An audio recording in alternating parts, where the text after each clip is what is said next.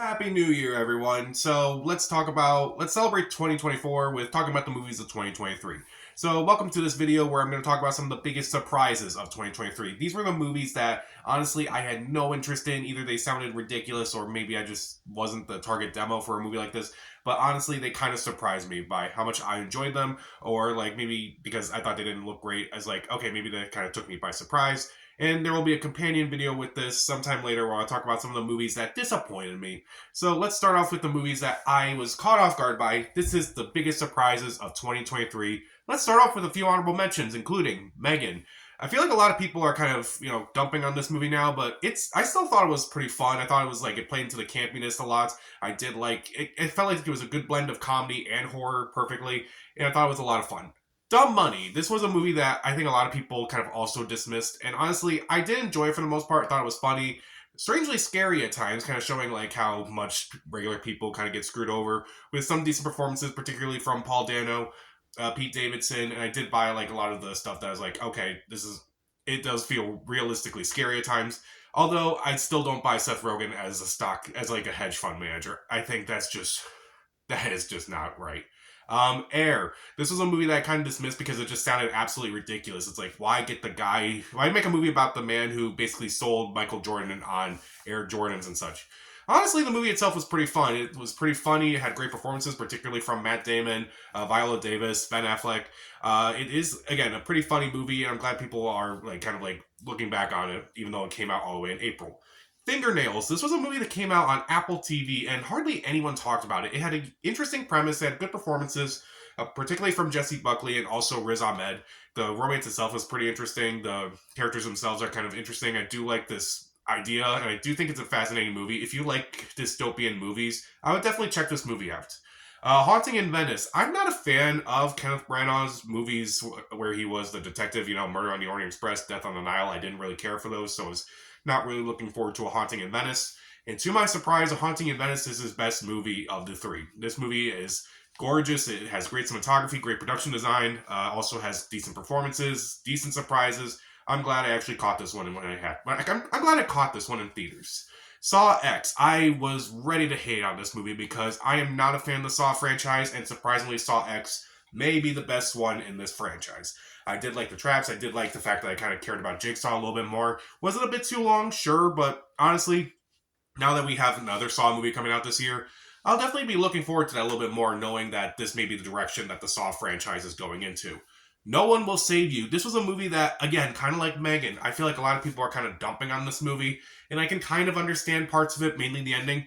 But I do think the overall idea is very fascinating. I do think it works really well with the whole hardly anyone talks in this movie. It kind of focuses more on the alien invasion itself, and I do like the idea is like it kind of makes you want to go back and kind of like see like why characters kind of behave the way that they do. It is very fascinating. Caitlin Dever commands the role in this movie, and I think she's really good in this movie. I'll definitely be curious to see what this director does next. And the last movie is The Creator. This was a movie that I quickly dismissed because it looked like it was just reminiscent of every other sci-fi movie out there. Well, it's more paying homage rather than like directly stealing from it. I do think the performances are pretty good, particularly from John David Washington. Also, the little girl in the movie, I thought she did a really good job. I absolutely like the world that they created for this movie. It is fascinating. I kind of want to see what the rest of this world looks like. Obviously, we weren't going to get a sequel to it, but it is another interesting sci-fi movie that is kind of like different enough, but it still pays homage to some other movies out there that are kind of like this. I think it's worth your watch, especially if you're kind of like looking for something that's at least different enough. I think this is worth a watch. So now let's talk about the 10 movies that definitely surprised me this year. At number 10, Talk to Me. This was a movie I kind of was looking forward to, but at the same time, it's like it wasn't really on my radar. I knew A24 was doing it, so I was like, okay, what's A24 going to do with this? It's probably going to be, art house horror or something. No, this is more like regular horror, and it is pretty intense at times. There are so many sequences where I actually had to look away. I thought the performances were pretty good. An ending that I kind of saw coming, but it was also kind of an ending I didn't see coming at the same time. I think this is worth checking out. At number 9, Thanksgiving. I am not a fan of Eli Roth's work, so knowing he was finally doing his Grindhouse movie, I was not really looking forward to it. It looked like it was kind of taking itself a little too seriously compared to what that fake trailer was like. And honestly, I had a lot of fun with this movie. There are some creative kills. It's completely over the top. It definitely is ridiculous and it plays into that. It may be intentionally bad, but honestly, I kind of had a good time with it. It was a lot of fun. At number 8, Teenage Mutant Ninja Turtles Mutant Mayhem. Now, I am not a fan of the Ninja Turtles, so I was not really looking forward to this movie, but I actually did. I thought the animation style was pretty good. I thought the characters were mostly well rounded, even though apparently they're not like the characters in any other version of the Ninja Turtles, but I'd be curious to see what they do with this next. I think there's supposed to be a TV show, maybe another movie, but I did like it. I wish that in the next movie they kind of like push it a little further with the emotional impact. Because like it was compared to movies like Spider-Man and Puss in Boots because of the animation style, and those movies were emotionally impactful. Where I feel like Mutant Mayhem is not quite there yet, but I kind of want to push it a little bit further for the next one. But I'm still glad I got a chance to check this out. At number 7, Evil Dead Rise. This was a movie that I was kind of looking forward to, but at the same time kind of worried because I'm a fan of the Evil Dead movies, the trilogy at least, not the remake. So when I heard there was another movie coming out, I was like, why? Why do we need another Evil Dead movie? I was curious enough after that first trailer, but this movie was just a roller coaster. This movie was a fun ride. It was dark, it was twisted, it was darkly funny, kind of like an Evil Dead movie should be, and I felt like it captured the spirit of Evil Dead without like resorting to, being as serious as it possibly could. And also, it was a fun time overall. Definitely a movie that is on par with some of the other Evil Dead movies. Again, unlike the remake. At number 6, Past Lives. This was another A24 movie that I heard about, but it wasn't until like after viewing the movie where it kind of like grew on me. Admittedly, after watching the movie, I kind of didn't care for it. I felt it was a little slow moving. I thought it didn't really work. And honestly, looking back on it, I do appreciate it a lot more. I do think the performances are pretty good, particularly from Greta Lee and John Magaro. I do think their performances are fantastic. All three leads are fantastic in this movie. And it kind of does make me think about what I've done with my life, what I kind of want to go with my life. And it's like, I feel like this movie kind of like does that perfectly. And I kind of want to go back and watch this movie again, even though it may not be like great upon viewing, but like maybe when you're thinking about it afterwards, it will definitely be more impactful. At number 5, Blackberry. This was a movie I just watched yesterday. This was a movie that a lot of people were talking about. A lot of people were saying, oh, the acting's really good in this movie, and particularly Glenn Howard says, like, really? Dennis from It's Always Sunny in Philadelphia is really good in this movie? Okay, let's check it out. And to my surprise, this movie was actually really good. Basically, what the social network was to Facebook, BlackBerry is to, cell phones and like how smartphones adapted and such.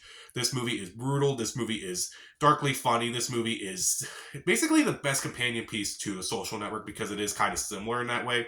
The performances are pretty good, particularly from Glenn Howerton and Jay Baruchel. It's a really fascinating movie, and I would definitely check this out. At number 4, When Evil Lurks. I didn't get a chance to review this movie when it came out, but I was surprised that one of the theaters in my area actually got it.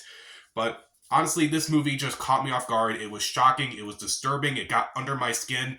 And it was definitely something I don't know if I say I needed, but something that was just a jolt of just something different. Just something disturbing enough to go, okay, this movie is just weird and just out there. The main characters are really well done. There are a lot of shocks in this movie where it caught me off guard a lot of times. And I have issues with the ending personally, but other than that, I do think it is a creepy enough movie to check out at some point, especially if you want something that just kind of just constantly surprising you. This movie does that. At number 3, Dungeons and Dragons: Honor Among Thieves. I remember the trailer for this movie did not impress me at all. I remember the trailer was just atrocious. It was just annoying. I did not enjoy it, and honestly, I was kind of dreading going into it. And I had such a good time with this movie. This movie is a lot of fun. It is incredibly funny. The best jokes are not in the trailers. It is a lot of fun. The group works well together. Chris Pine, Michelle Rodriguez, Justice Smith, Sophia Lillis, Regé-Jean Page. Also, Hugh Grant in this movie also is really well done. I would argue that there's not a whole lot of dungeons or dragons in this movie, but other than that, it's still a fun time. And it made someone like me who has never played Dungeons and Dragons before just have a fun time with it. At number 2, The Holdovers. Alexander Payne is usually really good with movies. I do like some of his movies like Election, Sideways, The Descendants. I didn't really like Downsizing at all, honestly, so this movie is definitely a nice return to form for him. It's definitely a very human movie. It's definitely a very compassionate movie. It's one of those movies where you can completely understand where most people are coming from, particularly Paul Giamatti, Divine Joy Randolph, Dominic Sessa. All three of them work really well together, and it's one of those movies that honestly kind of just made me, kind of okay with a lot of things that kind of like happened in my life, and I'm like, it's like you're not your past, but you kind of like go forward and you kind of do that. It's like, I know that's kind of a cliche, but honestly, it's a nice warm hug of a movie, and I think people should check it out. But my biggest surprise of 2023 was Godzilla Minus One. This movie, I did not expect the Godzilla movie to be this good. Honestly, I have not seen the Japanese movies. I've only seen some of the American movies. And from the American movies, I don't really like the American Godzilla movies. So after watching Godzilla Minus One, I kind of want to go check out the Japanese movies now. I do think it is very well done. I do think the visuals are impressive considering it's very small budget. The acting is pretty good. The score is effective. Everything about this movie just works for me. And I was so glad. And I honestly kind of wanted to see it a second time, but I didn't. But hopefully when it comes out on Blu-ray, I'll check it out again. So those are my picks for the biggest surprises of 2023. Stick around because I'll be doing a most disappointing list of 2023 sometime after I upload this video. So what are some of your biggest surprises of 2023? Comment down below, subscribe to the channel. This is Pat. Stay safe.